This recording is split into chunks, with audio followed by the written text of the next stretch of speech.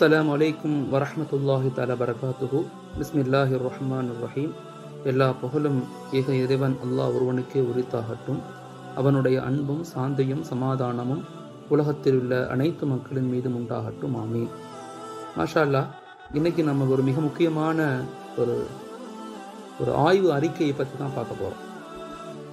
ஒரு முஸ்லிம் சமூகம் வளர்ச்சி அடையணும்னா அதற்கு அடிப்படையான ஒரு விஷயம் மஸ்ஜிதுகள்.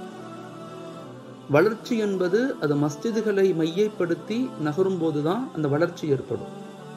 சமூகத்தினுடைய எல்லா விதமான வளர்ச்சியாக இருக்கட்டும், அது சமூகம் சார்ந்த வளர்ச்சி, பொருளாதாரம் சார்ந்த வளர்ச்சி, கல்வி சார்ந்த வளர்ச்சி, ஆன்மீகம் சார்ந்த வளர்ச்சி, உலகத்தில் எத்தனை விதமான வளர்ச்சிகளை மையப்படுத்தி உருவாக்கப்படுகிறதோ எல்லா வளர்ச்சிகளுமே முழுக்க முழுக்க அது மஸ்ஜிதுகளை மையப்படுத்தி மஸ்ஜிதுகளை உள்ளடக்கிய மஸ்ஜிதுகளோடு இணைந்த வளர்ச்சியாக இருக்கும்போது அது நிச்சயமாக சமூக எழுச்சியை, சமூக மாற்றத்தை ஏற்படுத்தும் என்பதில் மாற்று கருத்து கிடையாது.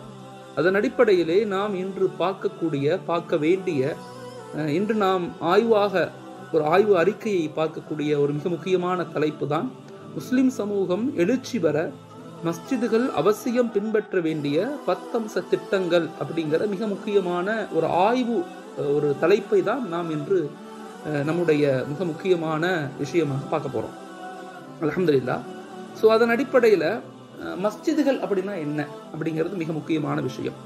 முஸ்லிம் சமூகத்தின் சிறப்பு வாய்ந்த சமூக கூடம் மஸ்ஜிதுகள் ஆகும். முஸ்லிம் சமூகத்தின் இதயமாகவும் உயிரோட்டமாகவும் அச்சாணியாகவும் திகழும் மஸ்ஜிதுகள் நீண்ட கால வரலாற்றை, பாரம்பரியத்தை கொண்டிருப்பதோடு முஸ்லிம் சமூகத்தில் மிக முக்கிய செல்வாக்கை செலுத்தக்கூடிய ஸ்தலமாகவும் மிக முக்கியமான இடமாகவும் விளங்குகின்றன. இன்று முஸ்லிம்கள் சகல துறைகளிலும் பின்னடைவுகளை எதிர்நோக்கி உள்ளமைக்கு மிக முக்கியமான காரணம் அவர்கள் மஸ்ஜிதுகளை விட்டும் வெகு தூரம் விலகி இருப்பதே.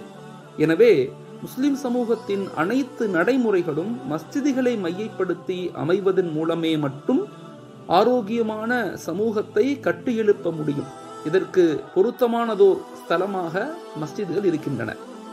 முஸ்லிம் சகோதர சமூகத்தோடு சேர்ந்து வாழும் போது பல்வேறு வகையான பிரச்சனைகளை எதிர்கொள்கின்றார்கள். அவற்றுக்கான சரியான தீர்வினை தருவதும் இஸ்லாம் பற்றிய தவறான புரிதல் மற்றும் கேள்விகளுக்கு சரியான பதில்கள் வழங்குவதும் முஸ்லிம் சமூகத்தின் கட்டாய கடமையாகும்.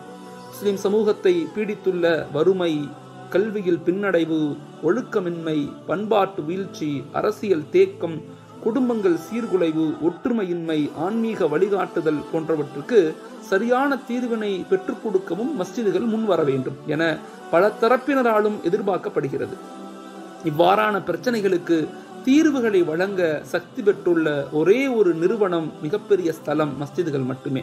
இதனால்தான் அவற்றை செவ்வன நிறைவேற்ற மஸ்ஜிதுகள் சமூக கட்டமைப்பில் எவ்வாறான பங்களிப்புகளை ஆற்ற வேண்டும் என்பது குறித்து ஆய்வுகள் செய்து மாஷா அல்லாஹ் இந்த தளத்தில் நாம் சிறியதொரு ஆய்வு அறிக்கையை உங்களிடத்தில் சமர்ப்பிக்க விரும்புகிறோம்.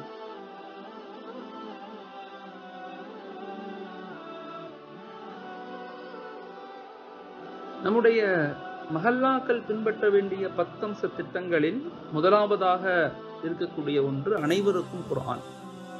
ஒரு சமூகம் மேம்பட வேண்டும் என்று சொன்னால் அந்த சமூகம் 3 விஷயங்களை அவசியம் பின்பற்றக்கூடிய சமூகமாக மாற வேண்டும்.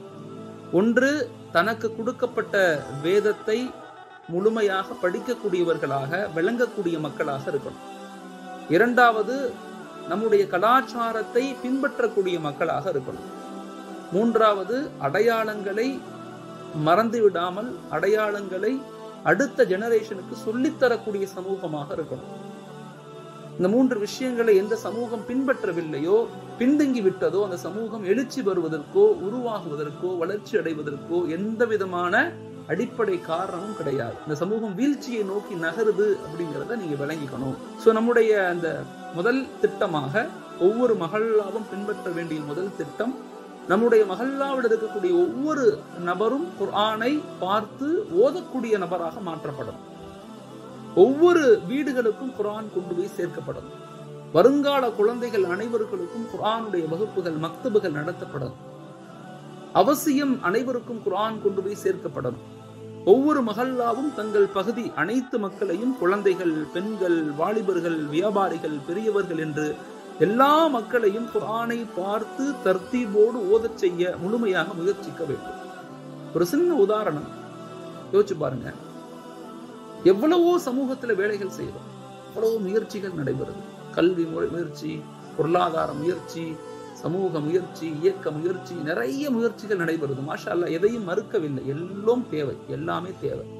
தன்னுடைய வேதத்தை படிக்கக்கூடியவர்களாக 5 நேரம் விடாம தொழுகக்கூடியவங்களாக மாற்ற முடியுதான முடியாது. அதற்குண்டான முயற்சிகள் மிகவும் குறைவாக இருக்கு. வெறும் புஜபலமும் புத்தி பலமும் மட்டும் போதாது. சமூகத்தில் வெற்றி பெற ஆன்மீக பலம் வேண்டும். அந்த ஆன்மீக பலம் வேண்டும்னா முதல்ல நம்ம செய்ய வேண்டிய வேலை, மக்களிடத்துல குர்ஆனையும் ஹதீஸையும் நபியினுடைய சுன்னத்துகளையும் மக்கள்கிட்ட கொண்டு போய் சேர்க்கணும். அதுதான் நம்முடைய மிக முக்கியமான பணி. இன்றைய நிலையில் மொத்த முஸ்லிம் மக்கள் தொகையில் 190 கோடி முஸ்லிம்கள் முழு உலகத்திலையும் இருக்கிறோம். வெறும் இதுல 4% மக்கள் மட்டும்தான் குர்ஆனை முறைப்படி பார்த்து ஓதத் தெரிந்தவர்கள் என்பதை ஒரு மிகப்பெரிய ஆய்வு நிறுவனமான தஜீஸ் ஜேர்னல் ஆஃப் இஸ்லாமிக் எக்கனாமிக்ஸ் அப்படிங்கிற ஒரு ஜேர்னல் இதை வெளிப்படுத்துறாங்க. வெறும் 4% முஸ்லிம்கள் தான் குர்ஆனை பார்த்து ஓதத் தெரிந்த மக்களாக இருக்கிறாங்க. ஒண்ணும் இல்லை, நீங்க உலக அளவுல யோசிக்கிறத விட உங்க மஹல்லாவுல 100 பேர் தொழுக வர்றாங்கன்னா ஒரு ரேண்டமா அந்த 100 பேத்துல எத்தனை பேருக்கு குர்ஆன் ஓத தெரியும் பாருங்க. தர்த்தீபோட பாதுகாக்கணும். மிக மிக வருத்தமான விஷயம். ஒரு சமூகத்தினுடைய மிக முக்கியமான வீழ்ச்சி எங்க இருந்து தொடங்குறதுன்னா, எந்த சமூகம் தனக்கு கொடுக்கப்பட்ட வேத நூலை விட்டும் விரண்டோடுகிறார்களோ, வேத நூலை மறந்து விடுகிறார்களோ, வேத நூலை படிக்க தெரியாத கல்வியற்றவர்களாக மாறுகிறார்களோ, அந்த சமூகம் வீழ்ச்சியை நோக்கி நகருது என்பதில் எந்த விதமான மாற்று கருத்தும் கிடையாது. இன்ஷா அல்லாஹ் அடுத்து வரக்கூடிய 10 ஆண்டுகளுக்குள் ஒவ்வொரு மஹல்லாவும் திட்டமிட்டு அனைவரையும் குர்ஆன் ஓதக்கூடியவர்களாக மாற்ற ஒவ்வொரு மஹல்லாவும் முயற்சிக்க வேண்டும். இன்ஷா அல்லாஹ் 7 வயதிற்குள் ஒவ்வொரு குழந்தையும் குர்ஆனை பார்த்து ஓதத் தெரிந்த குழந்தையாக மாற்றப்பட வேண்டும். அதற்காக ஒவ்வொரு மஹல்லாக்களும் முயற்சி பண்ண வேண்டும் என்பதுதான் நம்முடைய திட்டத்தினுடைய முதல் திட்டம். இதுதான் நம்முடைய முதல் ஆய்வு. ஒவ்வொரு மஹல்லாக்களும் பின்பற்ற வேண்டிய 2வது நம்முடைய திட்டம் வறுமை ஒழிப்பு. இன்ஷா அல்லாஹ் அடுத்த 3 வருடங்களில் ஒவ்வொரு மஹல்லாக்களும் திட்டமிட வேண்டும். வறுமை கோட்டுக்கு கீழே உள்ள எல்லோருக்கும் உணவு, எல்லோருக்கும் இருப்பிடம், எல்லோருக்கும் சரியான ஆரோக்கிய வாழ்க்கை என்ற அடிப்படையில் நம்முடைய மஹல்லா மக்களை தரம் உயர்த்த முயற்சிக்க வேண்டும். ஒவ்வொரு மஹல்லாவும் தங்கள் மஹல்லாவில் வறுமை கோட்டிற்கு கீழுள்ள மக்களை கண்டறிந்து அவர்களை வறுமையிலிருந்து மீட்டெடுக்க வேண்டும்.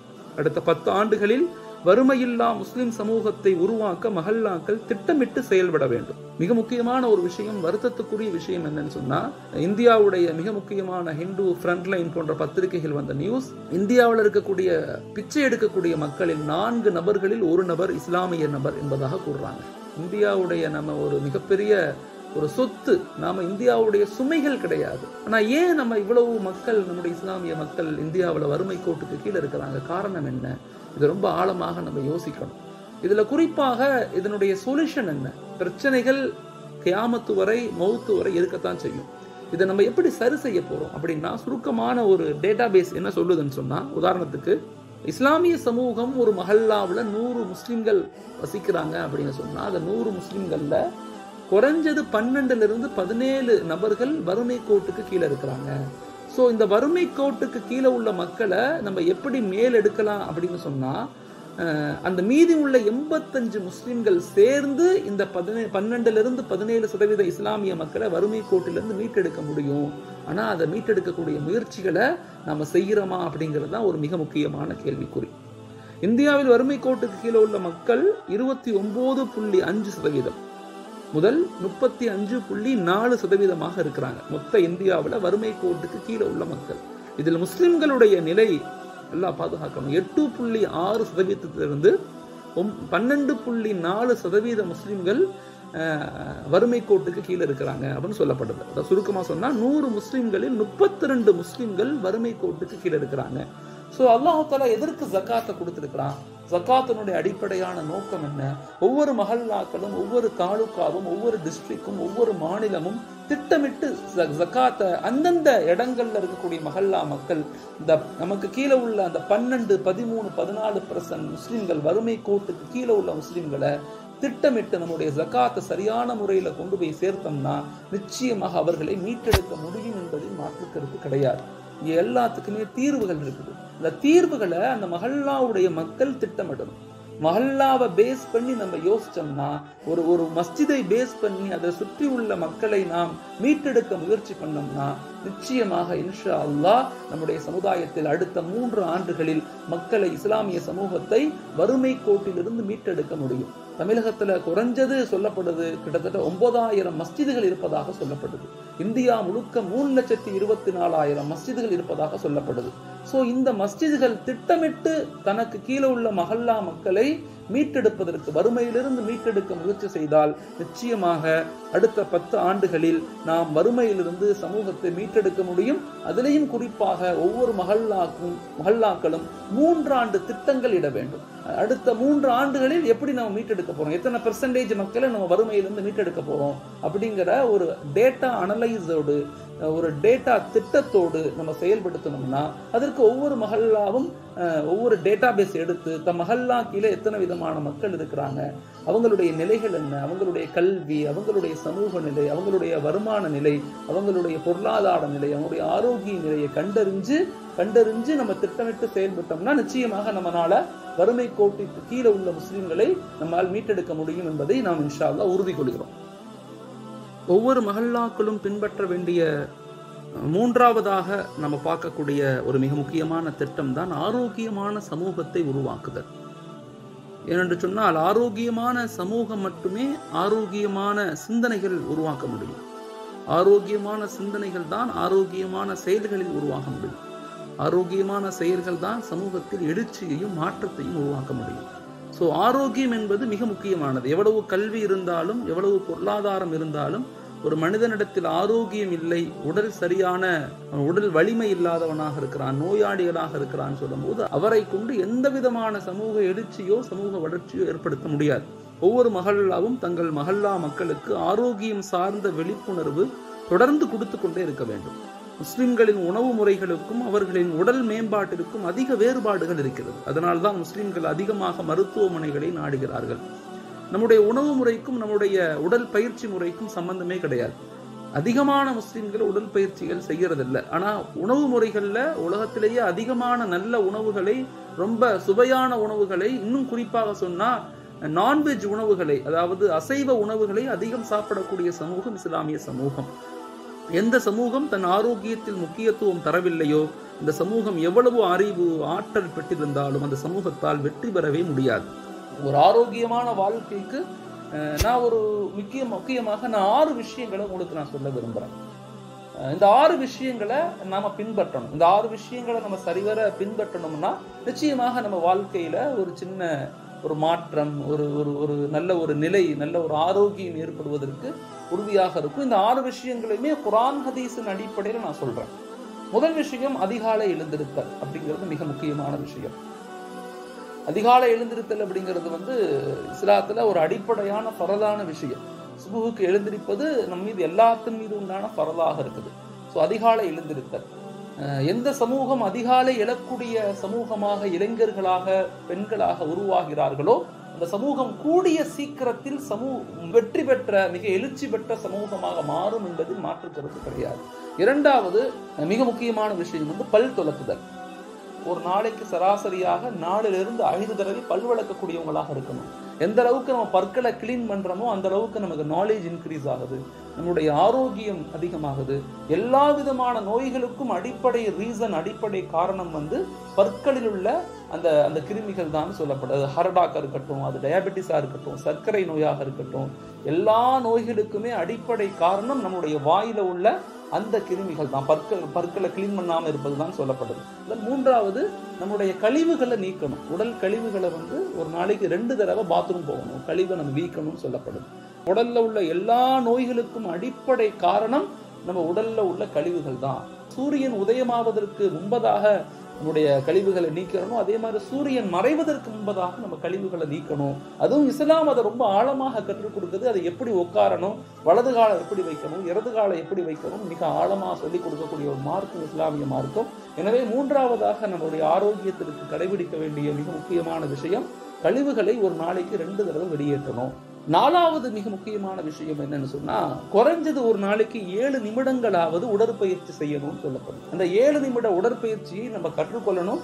அதை மட்டுமே நம்ம தெரிஞ்சுக்கிட்டோம்னா போதும். ஒரு நாளைக்கு 7 நிமிடங்கள் உடல் உறுப்புகளை, நம்ம தசைகளை அசைக்கும் போது நம்ம ஆரோக்கியமாக வாழலாம். எங்கும் பிடிப்பு இருக்காது, எங்கேயும் ஒரு நோய் உருவாகிறதுக்கோ இல்லை கழிவுகள் தேங்குவதற்கோ, இல்லை நம்மளுடைய பிற்காலத்தில் கை தூக்கம் உள்ள, கால் தூக்கம் உள்ள, இல்லை சுடுக்கு பிடிக்குது, திடீர்னு காலை தூக்குனா நரம்பு பிடிக்குது, இப்படிக்கெல்லாம் காரணம் என்னன்னா தசைகள் அசையாமல் இருப்பதனுடைய காரணம்னு சொல்றாங்க. 5வது நம்ம செய்ய வேண்டிய வேலை என்னன்னு சொன்னா, மிக முக்கியமான வேலை, உணவுகளை மென்று சாப்பிடணும். மிக மிக முக்கியமான விஷயம், உணவுகளை நல்ல பற்களால் சவுக்குன்று மென்று சாப்பிடணும். நல்லா சத்தமிட்டு நல்ல பற்களால் மென்று சாப்பிடும் போதுதான் இந்த உணவுகள் ஜீரணமாகக்கூடிய தன்மைகள் ஏற்படும். இன்னைக்கு கேஸ்டபிள் ஃபார்ம் ஆகுது. கேஸ்டபிள் மனிதர்களுக்கு வந்துட்டாவே நோயாக அது மாற ஆரம்பிக்குது. ஸோ அதனால அதை மென்று உணவுகளை சாப்பிட பழகணும். இது 5வது. 6வது மிக முக்கியமான விஷயம், இரவு நேரம் சீக்கிரம் தூங்கணும். 10 மணிக்கு முன்னாடி நம்ம தூங்கிடணும். எழுந்து முன் தூங்கணும்னா, நம்ம ஒரு 10 மணிக்கு முன்னாடி தூங்கிட்டோம்னா 4 மணிக்கு எழுந்தக்கூடிய வாய்ப்பு இருக்கும். தானாகவே நம்ம எழுந்திருக்கலாம். இப்போ அந்த பின்தூங்கி பின்னெழுதல் அப்படிங்கிறது மிக மோசமான தன்மையை சமூகத்தில் ஏற்படுது. நபி ஸல்லல்லாஹு அலைஹி சொன்னாங்க, இஷாவுக்கு பிறகு பேசுவதையே தடை செஞ்சிருக்கிறாங்க. பேசவே கூடாது, படுத்தூங்கிடணும்னு சொல்றாங்க. அந்த அளவுக்கு இரவு தூக்கத்துக்கு முக்கியத்துவம் கொடுக்கப்படுது. ஸோ இந்த 6 விஷயங்கள் நம்ம வாழ்க்கையில பின்பற்றினா, ஒவ்வொரு மஹல்லாவுக்கும் நம்ம சொல்லி, ஒவ்வொரு முஸ்லிம்களுக்கும் சொல்லி புரிய வச்சு, ஒரு ஆரோக்கியமான அடுத்த 10 வருஷங்கள்ல ஒரு ஆரோக்கியமான சமூகத்தை கட்டமைக்க முயற்சி செய்ய வேண்டும். மஹல்லாக்களுடைய மேம்பாட்டுகளில் 10 அம்ச திட்டங்கள்ல 4வதாக நம்ம பார்க்க வேண்டிய மிக முக்கியமான ஒரு திட்டம் தான் தரமான கல்வி. ஒவ்வொரு மஹல்லாவும் தங்கள் மஹல்லா மக்களின் கல்வி தகுதியை உயர்த்த தொடர்ந்து விழிப்புணர்வு தருவதற்கு கல்வி குழுவை உருவாக்க வேண்டும். இந்த கல்வி குழு தன்னுடைய மஹல்லா மக்களை, மாணவர்களை கண்டறிஞ்சு அவர்களை எப்படி உருவாக்கலாம்னு யோசிக்கணும். அந்த கல்விக்குழு அவசியமாக இருக்கணும். அவங்க வாரம் மஷூரா செய்யணும், திட்டமிடணும். இந்த கல்விக்குழு தன் மஹல்லா மாணவர்களின் கல்வி நிலை மற்றும் இடைநிற்றல் மாணவர்கள், தகுதி வாய்ந்த திறமையான மாணவர்கள் போன்றவர்களை கண்டறிந்து உதவிகள் செய்து வழிகாட்டல் செய்து அவர்களை கடைசி வரை மேம்படுத்த முயற்சிக்க வேண்டும். மாணவர்கள் அப்படிங்கிறவங்க எல்லாரும் ஒரே மாதிரி இருக்க மாட்டாங்க. ஒவ்வொரு மாணவர்களுக்கும் ஒவ்வொரு திறமைகள் இருக்கும். அந்தந்த மாணவர்கள் எந்த திறமைகள்ல இருந்து நாங்க பயிற்சி பெற விரும்புகிறார்களோ அந்த பயிற்சிகளை அவர்களுக்கு கொடுத்து அவர்களை மேம்படுத்த சமூகம், மஹல்லாக்கள் முன்வர வேண்டும். அந்த பயிற்சி முறை எப்படி இருக்கணும்னா, அது தொடர் பயிற்சி முறையாக இருக்கணும்.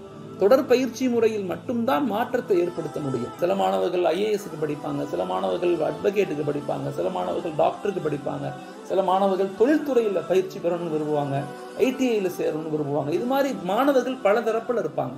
அவங்களை கண்டறிஞ்சு அவங்களை எப்படி உருவாக்கணும் அப்படிங்கிறத மஹல்லாக்கள் திட்டமிடணும். உயர்கல்வியில் நம்ம 17.3% இருக்குது. இது அடுத்த 10 வருஷத்துல இன்ஷா அல்லாஹ் 50% மாற்ற முயற்சிக்கணும். ஒவ்வொரு மஹல்லாவும் திட்டமிடணும். மஹல்லாக்கள் இணைந்து ட்ரைனிங் இன்ஸ்டிடியூட்டை உருவாக்கணும். ஒவ்வொரு இடங்கள்லையும் ட்ரைனிங் இன்ஸ்டிடியூட் இருக்கணும். 25 மஹல்லாக்கள் சேர்ந்து ஒரு ஸ்கூல் நடத்தலாம், 50 மஹல்லாக்கள் சேர்ந்து பெண்கள் கல்லூரிகள் நடத்தலாம், 100 மஹல்லாக்கள் சேர்ந்து ஒரு கல்லூரி நடத்தலாம், 200 மஹல்லாக்கள் சேர்ந்து ஒரு மெடிக்கல் காலேஜ் உருவாக்க முயற்சி பண்ணலாம், ஒரு பல்கலைக்கழகத்தை உருவாக்க முயற்சி பண்ணலாம். ஒரு மஹல்லாவில் 100 மாணவர்கள் இருக்கிறாங்கன்னு வச்சுக்கோங்களேன், அவங்கள 20 மாணவர்கள், அந்த 100 மாணவர்கள்ல 20 மாணவர்களை அவங்கள அரசு துறைகள்ல கொண்டு போய் சேர்க்கணும். அது ஸ்டேட் லெவல்லையும் சரி, சென்டர் லெவல்லையும் சரி 20% மாணவர்களை அப்படி கொண்டு போகணும். ஒரு அரசு அப்படிங்கிறது, அரசு துறைங்கிறது 4 விஷயங்களை மையப்படுத்தி தான் இருக்குது. ஒன்று இருக்குது அட்மினிஸ்ட்ரேஷன், உயர் அதிகாரிகளை கொண்டுதான் இருக்குது. இந்த துறைகளுக்கு மாணவர்களை எப்படி அனுப்புறது? 2வது நீதித்துறை. நீதித்துறைங்கிறது ஒரு நாட்டினுடைய 2வது மிகப்பெரிய தூண். நீதித்துறையில மாணவர்களை எப்படி உருவாக்கலாம், எப்படி ஜட்ஜுகளாக, அட்வொகேட்ஸ்களாக எப்படி அவங்களை கொண்டு போகலாம்னு யோசிக்கணும். 3வது இருக்குது டிஃபென்ஸ், மீடியா துறையில இது போன்ற இடத்துக்கு 20% மாணவர்களை கொண்டு போகணும். 2வது 20% மாணவர்களை, முதல் 20 மாணவர்கள் அப்படி போயிருவாங்க. 2வது 20 மாணவர்களை அறிவியல் மற்றும் தொழில்நுட்ப சார்ந்த அறிஞர்களாக உருவாக்கணும், டாக்டரா உருவாக்கணும். இந்த IIT இல்ல MIT-ல NIT-ல தொழில்நுட்ப அறிஞர்களா உருவாக்கணும். ITI-ல படிக்க வைக்கிறது, இல்ல துறை சார்ந்த தொழில்நுட்ப கல்வி முறை, இதுல மாணவர்களை எப்படி கொண்டு போகலாம்? இதுல ஒரு 20% மாணவர்களை கொண்டு போகணும். மீதி உள்ள 60 மாணவர்கள்ல 40 மாணவர்களை வாழ்வியல் மேம்பாட்டு ஆளுமைகளாக மாற்றணும், டீச்சர்ஸாக உருவாக்கலாம். அவங்களை அக்ரிகல்ச்சர் படிக்க வைக்கலாம், சோசியல் செக்டார்ஸ்ல எப்படி அவங்களை பயணிக்க வைக்கலாம், ஹியூமன் ரைட்ஸ் படிக்க வைக்கலாம், சோசியாலஜி படிக்க வைக்கலாம், சைக்காலஜி படிக்க வைக்கலாம், இல்ல ஆங்கில இலக்கியம் படிக்க வைக்கலாம். அதுல மிக குறிப்பாக உலமாக்களை உருவாக்கலாம். மிக முக்கியமாக 100 முஸ்லிம்கள்ல 3 உலமாக்களாவது உருவாக்கப்படணும். 40 மாணவர்களை இப்படி கல்வித்துறையில ஆசிரியர்களாக, விவசாயம் படித்த துறைகளாக, சர்வீஸ் செக்டார்ஸ்ல உலமாக்களாக, உளவியல் ரீதியா குடும்பவியல் படிச்சவங்களாக உருவாக்க முயற்சிக்கணும். கடைசி 20% மாணவர்களை தொழில் அதிபர்களாக மாற்றணும். வியாபார மேம்பாட்டு ஆளுமைகளாக மாற்ற முயற்சி பண்ணணும். இவங்கதான் மற்றவங்களை அவங்களுக்கு ஸ்பான்சர் பண்றது, அவங்களுக்கு உதவி செய்யறது எல்லாமே இவங்களை வச்சுதான். சோ தொழில் அதிபர்களை உருவாக்கவும் சமூகத்துல முயற்சிக்கணும். சோ இந்த 4 துறைகள்ல மாணவர்களை ஒவ்வொரு மஹல்லாவும் திட்டமிட்டு உருவாக்க முயற்சிக்கணும். இதுதான் நம்முடைய 4வது 10 அம்ச திட்டங்கள்ல மிக முக்கியமான திட்டம். மஹல்லா மேம்பாட்டில் 5வதாக குடும்ப நிர்வாக மேம்பாடு. ஒரு குடும்பம் சரியானா மட்டும்தான் சமூகம் சரியாகும். ஒரு குடும்பம் சரியாகணும்னா தனிநபர் சரியாகணும். ஒரு தனி மனிதனுடைய வளர்ச்சி தான் குடும்ப வளர்ச்சி, குடும்பத்தினுடைய வளர்ச்சி தான் சமூக வளர்ச்சி, ஒரு சமூக வளர்ச்சி தான் சமுதாய வளர்ச்சி, ஒரு சமுதாயத்தினுடைய வளர்ச்சி தான் நாட்டினுடைய வளர்ச்சி. இது எல்லாமே ஒன்னோடு ஒன்று இணைந்தது. ஒவ்வொரு மஹல்லாக்களும் தங்கள் பகுதி மக்களுக்காக குடும்ப நிர்வாக மேம்பாட்டு பயிற்சிகளை தொடர்ந்து கொடுக்க முன் வர வேண்டும். இன்றைய இஸ்லாமிய குடும்பங்கள் கலாச்சார மாற்றங்களால் இஸ்லாத்தின் அடிப்படை அடையாளங்களை இழந்து பல குடும்பங்கள் மிக மோசமான நிலையில் இருக்கிறார்கள். இன்றைய குடும்பங்களின் சீர்கேட்டிற்கு ஈமானின் பற்றாக்குறைதான் காரணம். ஈமானிய அடிப்படையில் குடும்பங்களை உருவாக்க ஒவ்வொரு மஹல்லாக்களும் திட்டமிட வேண்டும். ஒரு மஹல்லாவும் என்ன செய்யணும் அப்படின்னு சொன்னா, ஃபேமிலி கேர்லைன் கவுன்சிலிங் சென்டர்களை உருவாக்கணும். அதாவது குடும்ப நிர்வாக மேம்பாட்டு பயிற்சி மையங்களை நம்ம ஏற்படுத்தணும் ஒவ்வொரு டிஸ்ட்ரிக்ட்லயுமே. இப்போ ஆல்ரெடி பல டிஸ்ட்ரிக்ட்ல உருவாக்கப்பட்டுக்கிட்டு இருக்குது, நாங்கள் முயற்சி பண்ணிக்கிட்டு இருக்கோம். அதன் அடிப்படையில் ஒவ்வொரு டிஸ்ட்ரிக்ட்லயுமே அந்த ஃபேமிலி கேர்லைன் கவுன்சிலிங் சென்டர் வித் அரசாங்கத்தோடு அங்குள்ள குடும்ப நல கோட்டோடு இணைந்த ஒரு கவுன்சிலிங் சென்டராக ஒவ்வொரு டிஸ்ட்ரிக்ட்லையும் மாஷால்லா காசிகள் இருக்காங்க.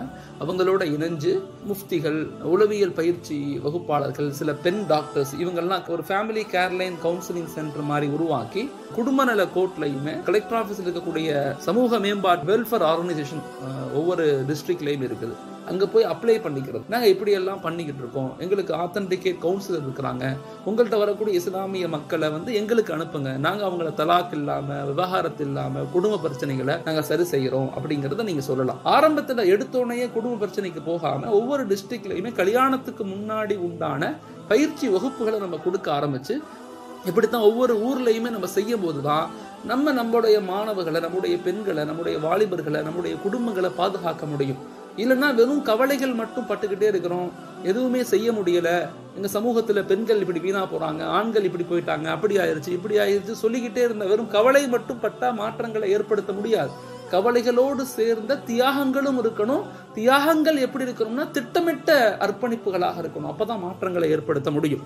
கணவன் மனைவி உறவு முறைகளை எப்படி பலப்படுத்தணும்னு சொல்லி கொடுக்கணும், பெற்றோர்களை எப்படி கண்ணியமாக நடத்தணும்னு சொல்லி கொடுக்கணும், குழந்தைகளை எப்படி ஒழுக்கமாக உருவாக்கணும்னு சொல்லி கொடுக்கணும், உறவுகளை எப்படி பேணி அவர்களுக்கு உதவி செய்யணும்னு சொல்லி கொடுக்கணும், ஏழை எளிய மக்களை எப்படி பாதுகாக்கணும்னு நம்முடைய வருங்கால குடும்பங்களுக்கு சொல்லிக் கொடுக்கணும். தத்தெடுப்பு என்பது கல்விக்கு உதவி, மருத்துவ உதவி, முதியோர்களுக்கு உதவி எல்லாமே சேர்த்து தத்தெடுப்பு அப்படிங்கிற அடிப்படையை சொல்லிக் கொடுக்கணும். இன்றைய குடும்ப நிர்வாக மேம்பாட்டுடைய சீர்குலைவு தான் எல்லா விதமான சீர்குலைவுக்கும் காரணம். குடும்ப நிர்வாக மேம்பாட்டினுடைய சீர்கேடு, உதாரணமா தாய் தந்தையை ஒதுக்கி வச்சுட்டோம், இல்ல குழந்தைகளை ஒழுங்கா வளர்க்கல, இல்ல கல்விக்கு முக்கியத்துவம் கொடுக்கல, இல்ல வியாபாரத்துக்கு சரியா நேரம் கொடுக்கல, ஒழுக்கமின்மையா வாழ்றோம். இதனால ஏற்படக்கூடிய பாதிப்புகள் தான் மற்ற எல்லா பாதிப்புகளும். ஒரு குடும்பம் சரியாயிருச்சுன்னா ஒரு சமூகம், சமுதாயம், நாடு எல்லாமே சரியாயிரும். குடும்ப மேம்பாடுங்கிறது மிக முக்கியமான விஷயம். ஏன்னா வறுமை ஒழிப்பு திட்டங்களுக்கு குடும்பத்தினுடைய மேம்பாடு மிக முக்கிய பங்கு வகிக்குது. ஒரு நடுத்தர குடும்பம் ஒரு ஏழை குடும்பத்தை எப்படி தத்தெடுத்துக்கலாம், ஒரு ஏழையான சொந்தக்காரவங்களை எப்படி எடுத்துக்கலாம் அப்படிங்கறத ஒவ்வொரு குடும்பமும் யோசிக்கணும். ஏழையான ஒரு 2-3 குடும்பங்களை பொறுப்பெடுத்து மாசம் அவங்களுக்கு சில உதவிகளை செய்யலாம், கல்வி உதவிகள் கொடுக்கலாம். இப்படி ஸ்டெப் பை ஸ்டெப்பா ஒவ்வொரு மஹல்லாவும் திட்டமிட்டோம்னா இந்த மஹல்லாவில் எல்லா விதமான சீர்கேடு, முறைகேடு இருந்து சமூகம் பாதுகாக்கப்படும் என்பதில் மாற்று கருத்து இல்லை. எனவே நம்முடைய மிக முக்கியமான 5வது திட்டம் தான், ஒவ்வொரு மஹல்லாவும் பின்பற்ற வேண்டிய திட்டம் தான் குடும்ப நிர்வாக மேம்பாடு. மஹல்லா மேம்பாட்டில் நாம் 6வதாக பார்க்கக்கூடிய ஒரு அடிப்படையான ஒரு வளர்ச்சி திட்டம் தான் பெண்கள் மேம்பாடு. ஒரு சமூகத்தினுடைய அச்சாணிகள் பெண்கள். எந்த சமூகத்தில் பெண்கள் சிந்தனைவாதிகளாக, அறிவாளிகளாக, கல்வியாளர்களாக, ஈமான் இஸ்லாத்தோடு இணைந்த ஒரு ஒழுக்கம் சார்ந்த பெண்களாக இருக்கிறார்களோ இந்த சமுதாயம் ஒருபோதும் வீழ்ச்சியை ஒருபோதும் அடையாது என்பதில் யதார்த்தமான உண்மை. ஒவ்வொரு மஸ்ஜிதிலையுமே பெண்கள் மதரசாக்கள் உருவாக்கப்படணும். 2வது குடும்ப மேம்பாட்டு பயிற்சிகள் அவங்களுக்கு கொடுக்கப்படணும். இப்ப நிறைய கல்விகள் சொல்லிக் கொடுக்கப்படுது. நிறைய மார்க்கம் சொல்லிக் கொடுக்கப்படுது, நிறைய ஓத வைக்கப்படுது. ஆனா யதார்த்தமான வாழ்க்கையை சொல்லிக் கொடுக்கப்படுதானா இல்ல. இஸ்லாம் என்பது ரெண்டையும் சேர்ந்ததுதான். இல்ம் அமல் ரெண்டும் சேர்ந்ததுதான் இஸ்லாம். இங்க இல்மும் இருக்கணும், அமலும் இருக்கணும். இது ரெண்டும் இருந்தாதான் இஸ்லாமிய மார்க்கம் முழுமையடைமை தவிர வெறும் கல்வி மட்டும் இருக்குது, அமல் இல்லைன்னா மாற்றங்கள் சமூகத்தில் ஏற்படாது. பொறுப்புகள் என்னன்னு தெரிஞ்சுக்கணும். நான் படிச்சுட்டேன், இந்த படிப்பின் மூலமாக என் சமூகத்துக்கு நான் என்ன செய்ய போறேன், என் சமூகத்தை நான் எப்படி உருவாக்க போறேன், குழந்தைகளை எப்படி உருவாக்க போறேன். இதுல பெண்களுடைய பங்களிப்பு வந்து மிக மிக முக்கியமான விஷயம். எப்படி ஒரு காயினுக்கு வந்து ரெண்டு புறமும் அவசியமும். ஆண்கள் மட்டும் முயற்சி பண்ணிக்கிட்டே இருக்கிறாங்க, பெண்களை பத்தி கவலைப்படல, அவங்க உரிமைகளை பத்தி கவலைப்படல, அவங்களுடைய கல்வியை பத்தி கவலைப்படல, அவங்களுடைய வளர்ச்சியை பத்தி கவலைப்படல, அவங்களுடைய மேம்பாட்டை பத்தி கவலைப்படலைன்னு சொன்னா என்ன நடக்கும்? நம்ம எவ்வளவுதான் முயற்சி பண்ணாலும் வீடுகள்ல அறிவு சார்ந்த, ஒழுக்கம் சார்ந்த, தீன் சார்ந்த ஒரு ஆளுமைகள் வீடுகள்ல இல்லைன்னு சொன்னா எவ்வளவு பெரிய அறிவாளியாக இருந்தாலும் தன் குழந்தைகளை சிறப்பான குழந்தைகளாக உருவாக்கவே ஒருபோதும் முடியாது. மனையியல் சார்ந்த இஸ்லாமிய மனையியல் கல்லூரிகள் உருவாக்கப்படணும். மனையியல் கல்லூரிகள் அப்படிங்கிறது 3 பாடத்திட்டங்களை கொண்டு உருவாக்கப்பட்டிருக்குது. ஒண்ணு ஆரோக்கியம், இஸ்லாமிய உடலியல் சம்பந்தப்பட்ட படிப்புகள். நபி ஸல்லல்லாஹு அலைஹி வஸல்லம் என்ன உணவுகளை அதிகமா சாப்பிட்டாங்க, குலூமின் தய்யிபாத்தி அப்படின்னு அல்லாஹ் குர்ஆன்ல சொல்றானே, இயற்கை உணவுகளை சாப்பிடுங்க. எதுல சத்தான உணவுகள் இருக்கு, இரவு நேரங்கள்ல ஏன் சீக்கிரம் தூங்கணும், ஏன் காலையில அதிகாலை எழுந்திருக்கணும், இது போன்ற விஷயங்களை அந்த பெண்களுக்கு நம்ம சொல்லிக் கொடுக்கணும். இந்த பெண்களுக்கு சொல்லிக் கொடுத்ததான் இந்த பெண்கள் குழந்தைகளை அப்படி உருவாக்குவாங்க, கணவன்களை அப்படி உருவாக்குவாங்க. இரண்டாவதாக இஸ்லாமிய உளவியல் சார்ந்த உளவியல் சார்ந்த விஷயங்கள். மனநிலை எப்படி இருக்கும், பெண்களுடைய மனநிலை, குழந்தைகளுடைய மனநிலை, பெரியவர்களுடைய மனநிலை, ஏன் பிரச்சனைகள் வருது, அதை எப்படி சரி செய்யணும், வீட்டிலே எப்படி உடல் பயிற்சி செய்யணும், முதலுதவி எப்படி நம்ம செய்யணும், வீட்டு தோட்டங்களை எப்படி பராமரிக்கணும், வீட்டில் உள்ள பொருட்களை எப்படி பராமரிக்கணும், எப்படி உபயோகப்படுத்தணும், சுத்தம் சுகாதாரமா எப்படி இருக்கணும், இப்படிங்கிறத பத்தி எல்லாம் முழுக்க 2வது வருஷ பாடத்திட்டத்துல பெண்களுக்கு கொடுக்கணும். 3ஆவதாக பெண்களுக்கு என்ன கொடுக்கணும்னா, ஒன்னுக்கு மனித வள மேம்பாடு, இன்னொன்னு குடும்ப வள மேம்பாடு. மனித வள மேம்பாடுனா என்னன்னா, அவங்களுடைய ஈமான் சம்பந்தப்பட்ட, அவங்களுடைய அறிவு சம்பந்தப்பட்ட, அவங்களுடைய வளர்ச்சி சம்பந்தப்பட்ட விஷயங்கள் மனித வள மேம்பாடு. நீங்க எப்படி சில விஷயங்களை கத்துக்கலாம், உங்களுடைய தொழுகை எப்படி இருக்கு, உங்களுடைய இபாதத் எப்படி இருக்குது. இரண்டாவது வந்து அவங்களுடைய பொருளாதார வளர்ச்சி எப்படி இருக்கணும். கணவன் வந்து வெறும் 10,000 சம்பளம் வாங்குறாரு, இல்ல 15,000 சம்பளம் வாங்குறாரு, அதுல எப்படி குடும்பம் நடத்தணும், அதுல எப்படி உறவினர்களுக்கு ஹெல்ப் பண்ணணும், அதுல எப்படி ஜகாத் கொடுக்கணும், அதை நம்ம அவங்களுக்கு சொல்லித் தரணும். 3வது சமூக கட்டமைப்பு, சமூக மேம்பாடு. சமூகத்துல என்ன நடக்குது, ஆட்சி அதிகாரங்கள் எப்படி போகுது, விலைவாசிகள் எப்படி இருக்குது, சமூக நிலை எப்படி இருக்குது, ஏழைகள் எவ்வளவு கஷ்டப்படுறாங்க, அவங்களுடைய நிலை எப்படி இருக்குது, காய்கறிகள் விலை ஏன் கூடுது குறையுது, காரணம் என்ன, தெரிஞ்சு என்ன செய்ய போறாங்கன்னு கேட்க முடியாது. ஏன் தெரிஞ்சுக்கிட்டா மட்டும்தான் அந்த குழந்தைகளுக்கு சொல்லலாம். ஆட்சி அதிகாரங்கள் என்ன, நாட்டினுடைய சட்ட திட்டங்கள் என்ன, நாடு எப்படி உருவாக்கப்பட்டது, நாட்டினுடைய சட்டம் திட்டம் என்ன, நமக்கு என்ன உரிமைகள் நாடு கொடுத்திருக்குது அப்படிங்கறத பெண்களுக்கு நம்ம ஆழமாக புரிய வைக்கணும், சொல்லிக் கொடுக்கணும். 3வது பாடத்துல ஒரு பகுதி மனித வள மேம்பாடு, இன்னொரு பகுதி குடும்ப வள மேம்பாடு. அதுல மிக முக்கியமான விஷயம் கணவன் மனைவியுடைய உறவு முறைகள் எப்படி இருக்கணும், எங்க விட்டு கொடுத்து போகணும், எங்க அன்பு கொள்ளணும், எங்க பிரியமாக நடந்து கொள்ளணும் அப்படிங்கறதெல்லாம் தெரிஞ்சுக்கணும். கணவனும் தெரிஞ்சுக்கணும், மனைவியும் தெரிஞ்சுக்கணும். குடும்பத்தோட எப்படி நம்ம அவங்களோட பழகணும், சகோதரிகள் எப்படி இருப்பாங்க, அண்டை வீட்டார்கள் எப்படி இருப்பாங்க, மாமியார் எப்படி இருப்பாங்க, மாமனார் எப்படி இருப்பாங்க, இவங்களை நம்ம எப்படி சரி செஞ்சுக்கணும், இவங்கள்ட்ட எப்படி கண்ணியமா நடந்துக்கணும், குழந்தைகளை எப்படி வளர்க்கணும், குழந்தைகளுடைய ஸ்டேஜ் என்ன, ஒவ்வொரு ஸ்டேஜ்லையும் குழந்தைகளுடைய மனநிலை எப்படி இருக்கணும், அவங்கள்ட்ட எப்படி பேசணும், எப்படி சொல்லிக் கொடுக்கணும், நல்ல எண்ணங்களை எப்படி உருவாக்கணும், இது பத்தி எல்லாம் இந்த குடும்ப வள மேம்பாட்டுல சொல்லித்தரும். இந்த 3 விஷயங்களும் சேர்ந்ததுதான் ஹோம் சயின்ஸ் கல்லூரிகள் ஒவ்வொரு மாவட்டத்திலையும் உருவாக்கப்படணும் அப்படிங்கறத முயற்சி பண்ணணும். அதனுடைய முயற்சியா அடுத்த வருடம் இன்ஷா அல்லாஹ் ஒரு 7 மாவட்டங்கள்ல இஸ்லாமிய மனையியல் கல்லூரி உருவாக்குவதற்கு முயற்சி பண்ணிக்கிட்டு இருக்கோம்.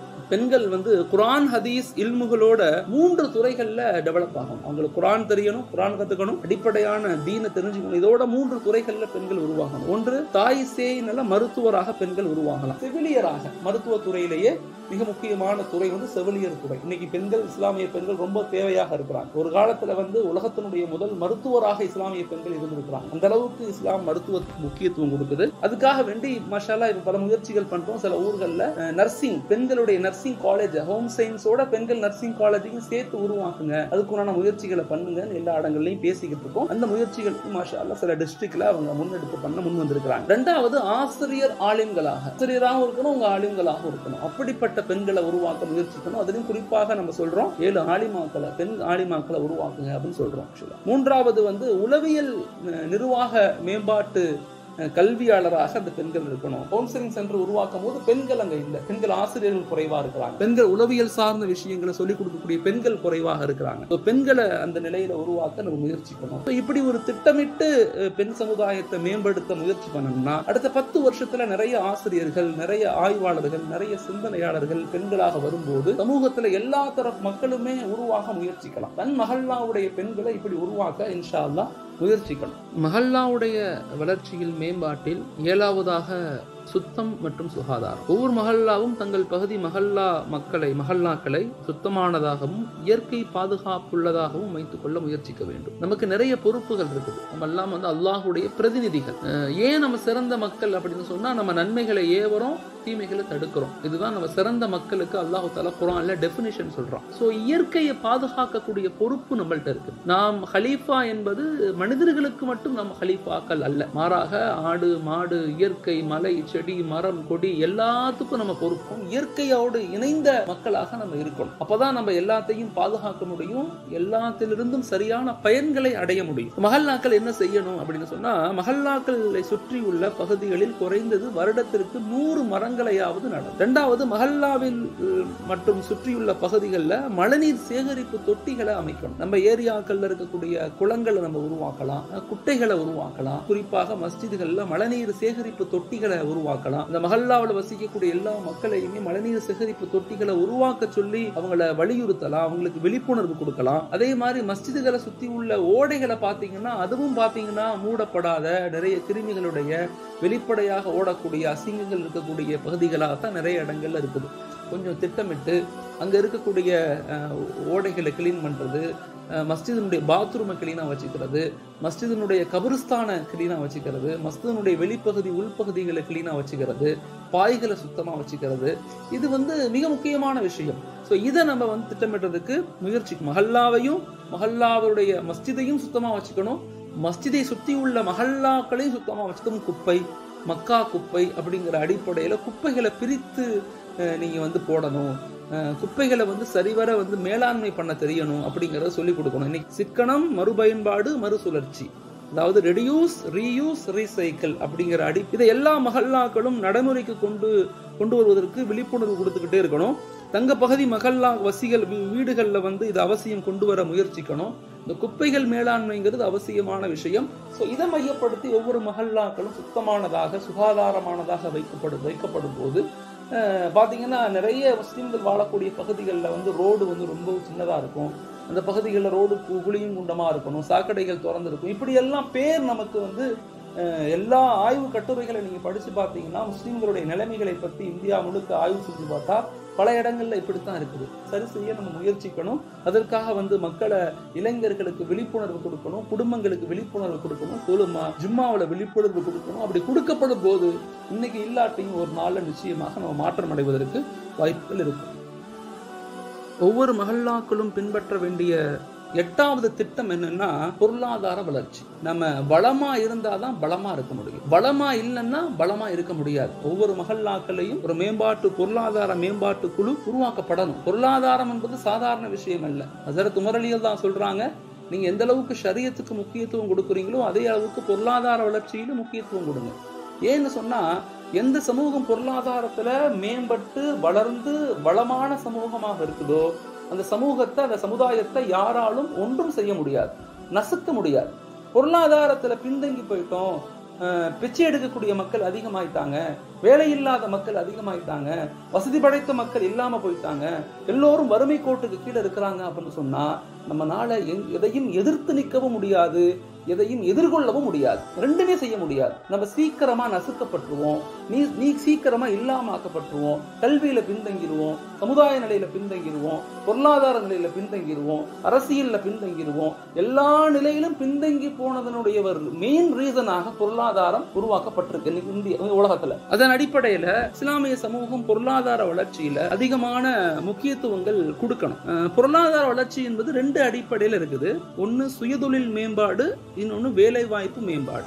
இந்தியாவின் வளர்ச்சியில் முஸ்லிம்களுடைய மிகப்பெரிய பங்களிப்பு சுயதொழில் மேம்பாடு தான். சுயதொழில் மேம்பாட்டை கொண்டுதான் இந்தியாவுடைய அநேக வளர்ச்சியில முஸ்லிம்களுடைய பங்களிப்பு இருந்துச்சு. ஆனா இந்த நிலை சரியான திட்டமிடல் இல்லாத காரணத்தால் நலிவடைந்து வருகிறது. இந்தியா சுதந்திரம் வாங்கும் போது இந்தியாவினுடைய பொருளாதார வளர்ச்சியில் முஸ்லிம்களுடைய பங்களிப்பு 28% இருந்துச்சு. ஆனா இப்ப தற்போது 2019 அது 3% குறைஞ்சிருக்குன்னு சொல்றாங்க. மிக முக்கியமாக கவனிக்க வேண்டிய விஷயம், இந்தியாவில் இஸ்லாமியர்கள் கிட்டத்தட்ட 64 துறைகள்ல நாம ஒரு 64 செக்டார்ஸ்ல மிகப்பெரிய ஆளுமைகளாக ஒரு காலத்துல இருந்திருக்கிறோம். சுயதொழில் மேம்பாட்டில் நம்மள அடிச்சுக்க யாருமே இல்ல. அவ்வளவு சுயதொழில் பண்ணிருக்கிறோம். ட்ரேடிங், அவ்வளவு மேனுஃபேக்சரிங், அவ்வளவு ஏற்றுமதி இறக்குமதி அவ்வளவு பண்ணிருக்கிறோம். ஆனா இன்றைய கால சூழ்நிலையில் அது குறைஞ்சு வெறும் 4 துறைகள்ல மட்டுமே மீந்து போய் நிற்கிறோம். அந்த 4 துறைகளும் நம்ம கையில இல்லை. நம்ம உழைக்க மட்டும்தான் செய்யறோம். சாதாரண தொழில் புரிவோரா மட்டும்தான் நம்ம இருக்கிறோம். சோ அதுல இருந்து மீண்டு வந்து நம்ம ட்ரேடிங்ல இருந்து மாறி மேனுஃபேக்சரிங் உற்பத்தியாளர்களாக மாறணும், கண்டுபிடிப்பாளர்களாக மாறணும், இன்வென்ஷன் அதிகமா பண்ண ஆரம்பிக்கணும், புதிய தொழிலதிபர்களை உருவாக்கணும், இளைஞர்களுக்கு சரியான பயிற்சி முறைகளை கொடுக்கணும், பயிற்சி பெற்ற தொழிலதிபர்களாக தொழில் செய்யக்கூடியவர்களாக தொழில் மேம்பாட்டு மையப்படுத்தி உருவாக்கக்கூடிய இளைஞர்களை நம்ம அதிகப்படுத்த முயற்சிக்கணும் அப்படிங்கிறத ரொம்ப ஆழமா நம்ம யோசிக்கணும். அதுக்கு என்ன செய்யணும் அப்படின்னு சொன்னா, ஒவ்வொரு மஹல்லாக்களையும் தொழில் மேம்பாட்டு பயிற்சிக்காக மேம்படுத்துதலுக்காக ஒரு குழுவை உருவாக்கணும். அந்த குழு வந்து டிஸ்ட்ரிக்ட் வைஸ் ஒரு தொழில் மேம்பாட்டு குழுவாக இருக்கணும். அந்த குழு ஒவ்வொரு மஹல்லாவுடைய நபர்களை கண்டறிஞ்சு 4 விஷயங்களை அந்த குழு நம்ம திட்டமிட்டு செய்யணும். 1 to 1, அதாவது கனெக்ஷன் அதிகப்படும். நம்மள மாதிரி யாரெல்லாம் என்ன வேலைகள் செய்யறாங்க, எந்தெந்த மஹல்லாக்கள்ல என்னென்ன மாதிரி தொழிலதிபர்கள் இருக்கிறாங்க, என்னென்ன தொழில்களில் ஈடுபடுறாங்க அப்படிங்கிற கனெக்ஷன்களை ஏற்படுத்தும். 2வது தொடர் பயிற்சிகள் கொடுக்கணும். பயிற்சிகள் வந்து 2 விதம். ஒன்று வந்து எம்ப்ளாயி பயிற்சியும் கொடுக்கணும், மேனேஜ்மெண்ட்டுக்கும் பயிற்சி கொடுக்கணும். ஒரு கடை வச்சிருக்கிறவங்களை எப்படி 2 கடையா ஆக்கணும், ஒரு சாதாரண தொழில் புரிவர்களை எப்படி அவங்கள நல்ல சர்டிஃபைடு ஒரு எம்ப்ளாயா எப்படி மாற்றணும், அதே மாதிரி மேனேஜ்மெண்ட்டுக்கு கடைகளை எப்படி அதிகப்படுத்தலாம், 50,000 ப்ராஃபிட் எடுக்கிறவங்களை எப்படி 1 லட்சமா எடுக்க வைக்கலாம், நீங்க ஜிஎஸ்டினா என்ன, வரி சலுகைனா என்ன, மார்க்கெட்டிங்னா என்ன, ட்ரேடிங்னா என்ன, மேனுஃபேக்சரிங்னா என்ன, எப்படி நம்ம மேம்படுத்தணும். ஒரே கடையை தாத்தா அத்தா மகன் அப்படின்னு பார்க்காம இந்த ஒரு கடையை எப்படி கடைகளை அதிகப்படுத்தலாம், எப்படி உருவாக்கலாம் அப்படிங்கறத நம்ம பயிற்சி கொடுக்கணும். ஒவ்வொரு இது பயிற்சி கொடுக்கிறதுக்கு ஒவ்வொரு டிஸ்ட்ரிக்ட்லயும் ஒரு குழு உருவாக்கப்பட்டு அந்த குழு இதை விளங்கி புரிஞ்சு செயல்படணும். இது 2வது. 3வது வந்து புதிய தொழில் முனைவு வரை அதிகப்படுத்தும். ஒவ்வொரு டிஸ்ட்ரிக்ட்டுமே வருஷம் ஒரு கேம்ப் மாதிரி நடத்தி யாரெல்லாம் வந்து நீங்க புதிய தொழில் முனைய ஆசைப்படுறீங்களோ உங்க கான்செப்டோட வாங்க அப்படின்னு கூப்பிட்டு அவங்களுடைய கான்செப்டை கேட்டு யார் இன்வெஸ்ட் பண்ண ரெடியா இருக்கும். சில பேர் பாத்தீங்கன்னா அறிவு இருக்கும், பொருள் இருக்காது. சில பேர்கிட்ட பொருள் இருக்கும், அறிவு இருக்காது. சில பேர்கிட்ட 2மே இருக்கும், மேன் பவர் இருக்காது, ஆள் பலம் இருக்காது. சில பேர்த்துக்கு ஒண்ணுமே தெரியாம இருக்கும். அப்படிங்கறதெல்லாம் அவங்களெல்லாம் இன்டகிரேட் பண்ணி இணைச்சு பார்க்கும்போது தொழில் இல்லாதவர்களுக்கு தொழிலை கொடுக்கலாம், பணம் இல்லாதவர்களுக்கு பணம் கொடுக்கலாம், ஆட்கள் இல்லாதவர்களுக்கு ஆட்களை கொடுக்கலாம், நாலேஜ் இல்லாதவர்களுக்கு நாலேஜை கற்றுக் கொடுக்கலாம். ஸோ இது ஒரு இன்டகிரேஷனல் ஒர்க். இந்த ஒர்க்கை ஒவ்வொரு டிஸ்ட்ரிக்டும் ஒவ்வொரு மஹல்லாவும் திட்டமிட்டு செய்யணும். இது வந்து டிஸ்ட்ரிக்ட் லெவல்ல குழு உருவாக்கி மஹல்லா லெவல்ல இணைந்து செயல்பட்டா மட்டும்தான் இது மாற்றத்தை நம்ம உருவாக்க முடியும். இந்தியாவில் இஸ்லாமியர்கள் வந்து இப்ப துறைகளை மேம்படுத்த தொடர்ந்து முயற்சி செஞ்சுட்டே இருக்கணும். மஹல்லா மக்களை நன்கு உழைப்பவர்களாக உருவாக்கணும். ஹலாலான வியாபாரங்களுடைய அடிப்படையை சொல்லிக் கொடுக்கணும், ஹராமுடைய பாதிப்புகளை சொல்லிக் கொடுக்கணும். கூட்டு பொருளாதார கொள்கைனா என்ன, எல்லாரும் சேர்ந்து எப்படி கூட்டு பொருளாதார மதீனாவுல போய் சாரிகளையும் முஹாஜிர்களையும் இணைச்சு கூட்டு பொருளாதார கொள்கையின் அடிப்படையில எப்படி பொருளாதார கட்டமைப்பு உலகத்துக்கு சொல்லிக் கொடுத்தாங்களோ, மைக்ரோ எக்கனாமிக்ஸ் அப்படிங்கிறத ஆழமாக சொல்லிக் கொடுத்தது இஸ்லாமிய மார்க்கம். அதாவது தன்னிடத்தில் இருக்கக்கூடிய பொருளை வைத்து தான் எப்படி மேம்படுறது, இனிமே வந்து ஆய்வு பண்ணி சிந்திச்சு செயல்படணும். வெறும் உழைச்சிக்கிட்டே இருந்தா மட்டும் வளர்ந்துட முடியாது. இந்த உழைப்புல வந்து அப்டேட் இருக்கணும், அந்த உழைப்புல வந்து நாலேஜ் இருக்கணும், அந்த உழைப்புல வந்து முழுமையான வேர்ல்டு கம்யூனிகேஷன் இருக்கணும், கம்யூனிகேஷனை டெவலப் பண்ணணும். அப்ப மட்டும்தான் நம்மளால என்ன செய்ய முடியும், இதை உருவாக்கி கொண்டு போக முடியும். அதே போல மஹல்லா வியாபாரிகளுக்கு மத்தியில இணைப்பை ஏற்படுத்த முயற்சிக்கணும். 20 கோடி முஸ்லிம்களா இருந்தாலும் நம்முடைய இந்திய பொருளாதாரத்துல நம்முடைய பங்களிப்பு வெறும் 3% குறைஞ்சு போச்சுன்னு சொல்றாங்க. ஸோ இதை எப்படி அதிகப்படுத்தணும் அப்படிங்கிறத பத்தி ஒவ்வொரு மஹல்லாக்களும் ஒவ்வொரு தாலுக்குகளும் ஒவ்வொரு டிஸ்ட்ரிக்ட்களும் திட்டமிடணும். திட்டமிட்டு நம்ம வேலை செஞ்சா மட்டும்தான் மாற்றத்தை ஏற்படுத்த முடியுங்கிறத நம்ம விளங்கிக்கணும். மஹல்லாவுடைய மேம்பாட்டில் 9வதாக சமூக கட்டமைப்பு. ஒவ்வொரு மஹல்லாவும் சமூக கட்டமைப்பை திட்டமிட்டு உருவாக்க வேண்டும். ஒரு சமூக கட்டமைப்புங்கிறது 4 விஷயங்களை கொண்டுதான் உருவாக்கப்பட்டது. சமூக கட்டமைக்கப்படணும்னா முதல்ல மஹல்லாக்கள் கட்டமைக்கப்படணும். சமூக கட்டமைப்புல 4 மிக முக்கியமான விஷயங்கள்ல ஒன்று மஹல்லாக்கள் மேம்பாடு. ஒவ்வொரு மஹல்லாவும் தன் பகுதி மஹல்லா மக்களின் வாழ்வாதார நிலை, கல்வி நிலை, பொருளாதார நிலை, ஆரோக்கிய நிலை இவைகளை வந்து தரவுகளா சேகரிக்கணும். ஒரு டேட்டா பேஸ் இருக்கணும். ஒரு மஹல்லாவில் 100 முஸ்லிம்கள் இருக்கிறாங்கன்னா இந்த 100 முஸ்லிம்கள்ல எத்தனை பேர் என்ன வியாபாரங்கள் செய்யறாங்க, யார் வறுமை கோட்டுக்கு கீழே இருக்கிறா, கல்வியாளர்கள் எத்தனை பேர் இருக்கிறாங்க, மாணவர்கள் எத்தனை பேர் இருக்கிறாங்க, அவங்களுடைய ஆரோக்கிய நிலை என்ன இருக்குது. அநேகமான சில இடங்கள்ல பாத்தீங்கன்னா ஒரு சில இடங்கள்ல சில மஹல்லாவில் சில மக்களுக்கு சில நோய்கள் வருது, ஆனா அதை அவங்க கண்டறியாமே விட்டுறாங்க. குறிப்பிட்ட காலங்கள் ஆய்வு செஞ்ச பிறகு தெரியுது அந்த மஹல்லாவில் இந்த தொழில் செய்யறதுனால இந்த மக்களுக்கு இந்த நோய் வருதுன்னு கண்டுபிடிக்கிறாங்க.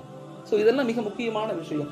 ஸோ அதனால அந்த மஹல்லா கட்டமைப்புல இந்த 4 விஷயங்கள், ஒரு மஹல்லா கட்டமையும்னா உருவாகணும்னா அந்த 4 டேட்டாபேஸ் நமக்கு இருக்கணும். ஒண்ணு மக்களுடைய வாழ்வாதார நிலை, வறுமை கோட்டுக்கு எத்தனை பேர் இருக்கிறாங்க, கல்வி நிலை, பொருளாதார நிலை, ஆரோக்கிய நிலை. இது ஃபர்ஸ்ட் விஷயம். 2வது சமூக கட்டமைப்புல நம்ம அதிகம் கவனம் செலுத்த வேண்டிய 2வது ஒரு பகுதி தான் சமூக நல்லிணக்கம்.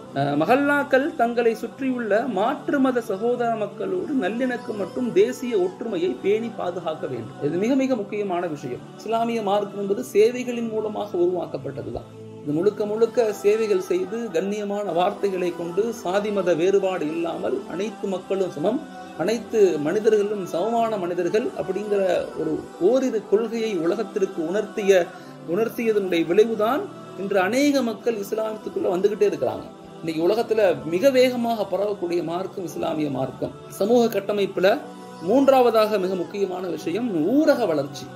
ஊரக வளர்ச்சி. நம்ம எந்த ஊர்ல பிறந்திருக்கிறோம், எங்க வாழ்றோம், எங்க சாப்பிட்றோம், எங்க வியாபாரங்கள் செய்யறோமோ அந்த ஊரனுடைய வளர்ச்சிக்கு நம்முடைய பங்களிப்பு என்ன. ஒரு மஹல்லா மற்ற மஹல்லாக்களோடு இணைந்து தான் சார்ந்த பகுதியின் வளர்ச்சிக்கு பாடுபடணும். இன்னைக்கு ஒரு மஹல்லா இன்னொரு மஹல்லாவோட இணையறது இல்லையே. இப்ப இணையணும். ஒரு மஹல்லா இன்னொரு 10 மஹல்லா, 20 மஹல்லா, 25 மஹல்லா, 25 மஹல்லாவும் அடிக்கடி மாசத்துக்கு ஒரு தடவை ஒன்று சேர்ந்து உங்க மஹல்லாவோட என்ன செய்றீங்க, எங்க மஹல்லாவோட என்ன செய்யறோம் அப்படிங்கிற கருத்துக்களை பரிமாறணும். மஹல்லாக்குள் இணைப்பை ஏற்படுத்தி மேம்படுத்த வேண்டும். ஒன்றிணைந்த நூலகம், பயிற்சி மையங்கள், பள்ளிக்கூடங்கள், கல்லூரிகள் உருவாக்க முயற்சிக்கணும். ஊரக வளர்ச்சியில் நிறைய மரங்கள் நடலாம், ஹாஸ்பிட்டல் உருவாக்கலாம், ஏழை மக்களுக்காக ஹாஸ்பிட்டல் உருவாக்கலாம், குளங்கள் வெட்டலாம், மழைநீர் சேமிப்பு தொட்டிகளை அமைக்கலாம். ஊரக வளர்ச்சிங்கிறது சரியாதார விஷயம் இல்லை. பல திட்டங்கள் கவர்மெண்ட் திட்டம் இருக்கு. தானியங்கி கவர்மெண்ட் மாவட்ட தானியங்கி கிராம தானியங்கி திட்டங்கள்லாம் கிராமத்து அரசாங்க திட்டங்கள்ல இருக்கு. அதெல்லாம் என்னன்னு கண்டறிஞ்சு இந்த ஊரக வளர்ச்சியை எப்படி மேம்படுத்தலாம் அப்படிங்கறத யோசிக்கலாம். 4வது சமூக கட்டமைப்புல 4வது மிக முக்கியமான விஷயம் ஒத்துழைப்பு மற்றும் ஒருங்கிணைப்புக்குமான வளர்ச்சி. ஒவ்வொரு மஹல்லாவும் திட்டமிட்டு இந்த குழுவை உருவாக்கணும். இது மிக முக்கியமான ஒரு குழு. நம்மை போல யாரெல்லாம் சமூக பணி செய்யறாங்களோ அவங்களோட இணைந்து செயல்படணும். ஒரே வேலையை திரும்ப திரும்ப செய்யக்கூடாது. இன்னைக்கு சமூகத்தினுடைய ஒரு மிக முக்கியமான ஒரு பிரச்சனை என்னன்னா, ஒரே ஆளு எல்லா வேலையும் செய்யறது, அது ஃபெயிலியர். சீக்கிரமே தளர்ந்து போயிடுவார். எல்லாரும் சேர்ந்து ஒரு வேலையை செய்யறது, அதுவும் தப்பு. அவங்களுக்கு திறமைகள் இருந்தா, எதுல அவங்க விருப்பங்கள் இருக்குதோ, எதாவது அவங்களுடைய மாஸ்டரா இருக்காங்களோ, எதுல அவங்களால அதிகமான சிந்தனைகளை செயல்பாட கொடுக்க முடியுமோ அவங்கள அந்தந்த துறைகளோடு இணைக்கணும். இன்னைக்கு பாத்தீங்கன்னா எல்லாரும் சேர்ந்து ஒரு வேலையை செய்யறது, இல்லைன்னா ஒரு ஆள் எல்லா வேலையும் செய்யறது. ஒரே ஆள் எல்லா வேலையும் செய்யும். இதுலயும் இருப்பாரு, அதுலயும் இருப்பாரு, கல்வியிலையும் இருப்பாரு, சமூகத்திலையும் இருப்பாரு, பொருளாதார வளர்ச்சியில் அது செயல்பட முடியாது. ஸோ அவங்களுக்கு என்னென்ன தகுதிகள் இருக்குதோ, அவங்களுக்கு எதுல ஆர்வம் இருக்குதோ, அதுல யாருக்கு திறமைகள் இருக்கோ அவங்கள பயன்படுத்தி செயல்படணும்.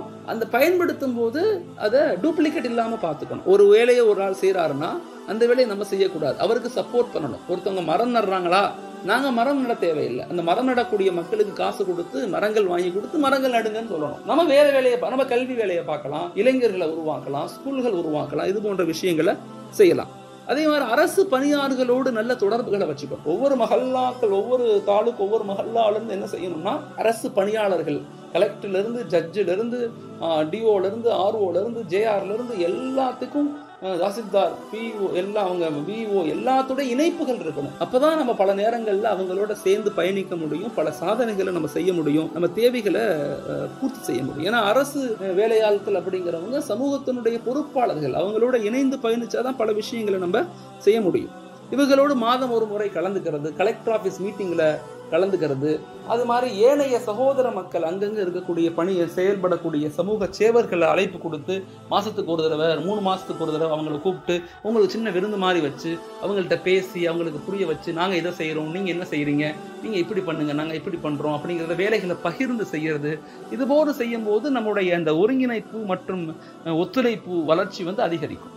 இது சமூக கட்டமைப்புல இந்த 4 விஷயங்களை திட்டமிட்டு நம்ம செயல்பட முயற்சிக்கணும். இது நம்முடைய 9வது திட்டம். மஹல்லா மேம்பாட்டில் 10வது திட்டம்ங்கிறது நாட்டுப்பற்று. இந்த நாட்டுக்காக நம்ம என்ன செஞ்சோம் அப்படிங்கிறது மிக முக்கியமான விஷயம். நாட்டுப்பற்றுங்கிறது இஸ்லாத்தினுடைய ஒரு மிக முக்கியமான பகுதியா இருக்கு. ஈமான்ல பல வகைகள்ல ஒரு வகை பிறந்த நாடு நேசிக்கிறது ஈமான்ல ஒரு பகுதி. ஒவ்வொரு மஹல்லாக்களும் நமது வருங்கால சந்ததிகளுக்கு நாட்டிற்காக நமது முன்னோர்களின் தியாகத்தையும் பங்களிப்பையும் விளக்கி வரலாறுகளை அறிய செய்ய வேண்டும். நாட்டுப்பற்றுல அடிப்படையில 3 விஷயங்கள் அடிப்படையான விஷயம். ஒன்று, அந்த நாட்டுக்காக, அந்த நாட்டினுடைய வளர்ச்சிக்காக நம்முடைய முன்னோர்கள் என்ன செய்தார்கள் என்பதை, மிக ஆழமான வரலாறுகளை, மிக முக்கியமான குறிப்புகளை நம்முடைய வருங்கால சந்ததிகளுக்கு சொல்லிக் கொடுப்பது காலத்தினுடைய அவசியம். வரலாறுகள் படிப்பதால் மட்டும்தான் வரலாறுகளை படைக்கவும் முடியும், வரலாறுகளை உண்டாக்கவும் முடியும், வரலாறுகளை பாதுகாக்கவும் முடியும். வரலாறு தெரியாத சமூகத்தினால் வரலாறை உண்டாக்கவும் முடியாது, வரலாறை பாதுகாக்கவும் முடியாது. நம்ம எல்லாம் இழந்த சமூகமாக மாறிடுவோம். ஒரு வரலாறு மறைக்கப்படுவது என்பது உடனே எல்லாம் மறைக்கப்பட முடியாது. தொடர்ந்தது 33 வருஷங்கள் ஆகும். ஒரு சமூகத்தினுடைய வளர்ச்சியாக இருக்கட்டும், ஒரு சமூகத்தினுடைய வீழ்ச்சியாக இருக்கட்டும், குறைந்தது காலங்கள் 33 வருஷங்களை எடுத்துக்கொள்ளும். இந்த 33 வருஷங்களுக்குள்ள, அந்த காலங்களுக்குள்ள ஒரு சமூகம் சுதாரிச்சு கொண்டா அது வளர்ச்சியை நோக்கி நகர்ந்தது. அது கண்டுகொள்ளாம விட்டுருச்சுன்னா வீழ்ச்சியை நோக்கி போயிடும். அது வீழ்ச்சி அடைஞ்சுன்னா திரும்பி எழுச்சி அடைகிறதுக்கு அடுத்து 33 வருஷங்கள் ஆகும். நாட்டுப்பற்று ரொம்ப ஆழமாக நம்முடைய குழந்தைகளுக்கு சொல்லிக் கொடுக்கணும். அவங்களுக்கு நம்முடைய வரலாறுகளை சொல்லிக் கொடுக்கணும். ஃபர்ஸ்ட் விஷயம். இரண்டாவது மிக முக்கியமான விஷயம் ஏனைய சகோதர வரலாறுகளை தெரிஞ்சுக்கணும், அதோட இணைத்து பயணிக்கணும். மிக முக்கியமானது. நாங்க மட்டும்தான் செஞ்சோங்கிறது இல்ல, நம்ம எல்லாரும் சேர்ந்துதான் இந்த நாட்டை உருவாக்கணும். மாற்று சகோதர மக்கள், கிறிஸ்துவ மக்கள், இந்து மக்கள், புத்த மக்கள், எல்லா மக்களும் சேர்ந்துதான் ஜனநாயக நாட்டை நம்ம உருவாக்கி இருக்கோம். நான் மட்டும் சேர்ந்து பண்ணேன், நான் மட்டும் பண்ணேன், நீங்க மட்டும் பண்ணீங்க, அப்படி கிடையாது. நம்ம எல்லாம் சேர்ந்துதான் பண்ணோங்கிற அந்த வேற்றுமையில் ஒற்றுமைங்கிற சிந்தனையை குழந்தைகளுக்கு கொடுத்துக்கிட்டே இருக்கும். இது 2வது விஷயம். 3வது விஷயம் உருவாக்கம். எப்படி எங்க முன்னோர்கள் உருவாகி செஞ்சு போனாங்களோ, இப்ப எப்படி இந்த மக்கள் செஞ்சுக்கிட்டு இருக்காங்களோ, நாம இப்ப செய்ய ஆரம்பிக்கணும். இதெல்லாம் நம்ம செய்யணும், இப்படியெல்லாம் செய்யணும், இப்படியெல்லாம் தியாகம் செய்யணும்.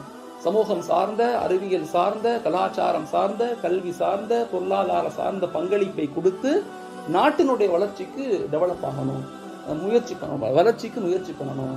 சும்மா நாம முஸ்லீம்களுடைய வளர்ச்சி, முஸ்லீம் சமூகத்தினுடைய வளர்ச்சி, முஸ்லீம் கம்யூனிட்டி வளர்ச்சின்னு பேசுறதை விட்டுட்டு இனிமே நாட்டு வளர்ச்சி, நாட்டு பாதுகாப்பு, நாட்டு உருவாக்கம், நாம வளர்ந்தா நாடு வளரும், நாடு வளர்ந்தா நாமளும் சேர்ந்து வளருவோம் அப்படிங்கிற ஒரு ஒத்தசைவு சிந்தனையை நம்முடைய வருங்கால இளைஞர்களுக்கு கொடுக்கணும். இந்த 3 விஷயங்களையும் நம்ம ஆழமாக நம்முடைய வருங்கால சந்ததிகளுக்கு கொடுப்பது காலத்தினுடைய மிக அவசியமான விஷயம். கிட்டத்தட்ட 399 கான்ஸ்டியூஷனை கொண்ட மிகப்பெரிய ஒரு அரசியல் சாசனத்தை கொண்ட நாடு இந்திய நாடு. உலகத்திலேயே மிகப்பெரிய ஜனநாயக நாடு இந்திய நாடு. வேற்றுமையில் ஒற்றுமை, கலாச்சாரம் மிகுந்த நாடு இந்திய நாடு. இது நமது நாடுங்கிற சிந்தனையை நம்முடைய வருங்கால குழந்தைகளுக்கு நம்ம ஆழமாக கொடுக்கணும். திட்டமிட்டு சமுதாயத்தை உருவாக்கணும். அடுத்த 10 ஆண்டுகள் முஸ்லிம் சமுதாயத்தின் வளர்ச்சி ஏற்படுத்தணும். அந்த எழுச்சி நாட்டின் வளர்ச்சி, நாட்டின் மேம்பாடு அப்படிங்கிற அடிப்படையில் அந்த எழுச்சி உருவாக்கம் இருக்கணும். அந்த எழுச்சியோடு சேர்ந்து மிக முக்கியமான விஷயம், அல்லாஹ்வோடு ரசூலோடு மக்களை இணைத்த, மக்களுக்காக, மக்களுடைய மேம்பாட்டிற்காக, மக்களுடைய வளர்ச்சிக்காக, எல்லா மக்களுடைய பாதுகாப்பிற்காக நாம் மேம்பட வேண்டும் என்ற எண்ணத்தை நம்முடைய மக்களுக்கு, சமுதாயத்துக்கு, நம்முடைய இளைஞர்களுக்கு உருவாக்க முயற்சிக்கணும். முழுமையான மக்களின் விழிப்புணர்வு மற்றும் எழுச்சியால் மட்டுமே சமுதாயத்தையும் நாட்டையும் மேம்படுத்த முடியும். மாற்றம் என்பது அது நாம் மாறுவது கொண்டும் மாற்றுவதை கொண்டுமே ஏற்படுமே தவிர தானாக ஏற்படாது. அல்லாஹ் தஆலா குர்ஆன்ல மிக ஆழமா சொல்றான், இன்னல்லாஹ லா யுகையிரு மா பிகௌமின் ஹத்தா யுகையிரு மா பி அன்ஃபுஸிஹிம். சமூகம் மேம்படணும்னா முதல்ல சமூகம் தன்னைத்தானே மாற்றிக்கொள்ளணும். தன்னைத்தானே மாற்றிக்கொள்ளாத வரை அல்லாஹ் தஆலா இந்த சமூகத்தையும் மேம்படுத்துறது இல்லை அப்படிங்கிறது அல்லாஹ் தஆலா மிக ஆழமாக இந்த குர்ஆன் வசனத்துல சொல்றான். ஸோ இந்த 10 அம்ச திட்டங்களை நம்ம பின்பற்றி ஒவ்வொரு மஹல்லாக்களையும் ஒரு போர்டு மாதிரி ரெடி பண்ணி அந்த போர்ட்ல திட்டங்களை எழுதி ஒவ்வொரு மக்களும் படிக்கிற மாதிரி செஞ்சுட்டோம்னா மாஷா அல்லாஹ் இந்த ஆய்வை அடுத்த 10 வருஷத்துக்குள்ள இந்த ஆய்வினுடைய அடிப்படையில நம்ம ஒரு சமூக எழுச்சியை, சமூக கட்டமைப்பை, சமூக மேம்பாட, ஒரு நீண்ட நெடிய இலக்குள்ள வருங்கால சந்ததிகளை நம்மால இன்ஷா அல்லாஹ் உருவாக்க முடியும். எந்த விஷயத்தை பேசணுமோ, எந்த விஷயத்தை கேட்டோமோ அதன்படி செயல்படக்கூடிய, திட்டமிடக்கூடிய, தியாகம் செய்யக்கூடிய, அர்ப்பணிக்கக்கூடிய மக்களாக அல்லாஹு தஆலா என்னையும் உங்களையும் ஆக்கி அருள்வானாக. ஆமீன். அஸ்ஸலாமு அலைக்கும் வரஹ்மத்துல்லாஹி தஆலா பரகாத்துஹு.